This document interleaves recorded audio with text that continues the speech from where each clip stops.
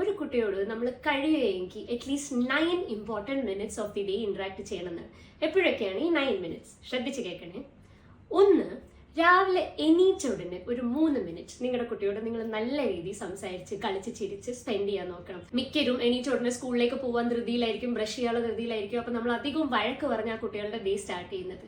അത് ചെയ്യാതെ ആ കുട്ടീനോട് എണീറ്റ ഉടനെ ഭയങ്കര സ്വീറ്റ് ആയിട്ട് വാം ഹഗ്, കഡിൽ എല്ലാം ചെയ്ത് ഇന്ററാക്ട് ചെയ്ത് ആ ഒരു 3 മിനിറ്റ് എങ്ങനെയെങ്കിലും സ്പെൻഡ് ചെയ്യാൻ നോക്കണം.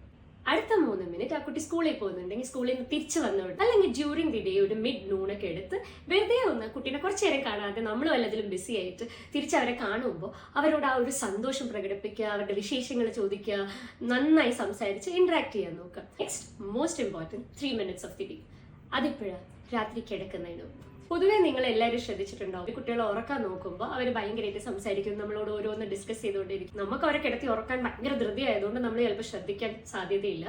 പക്ഷെ ശ്രദ്ധിക്കണം, അവർ പറയുന്ന കാര്യങ്ങളൊക്കെ നിങ്ങൾ കഴിയുന്നത്ര കേൾക്കാൻ നോക്കണം. Towards the end of the day അവർ ഉറങ്ങുന്നതിന് മുമ്പ് അറ്റ്ലീസ്റ്റ് 3 മിനിറ്റ്സ്.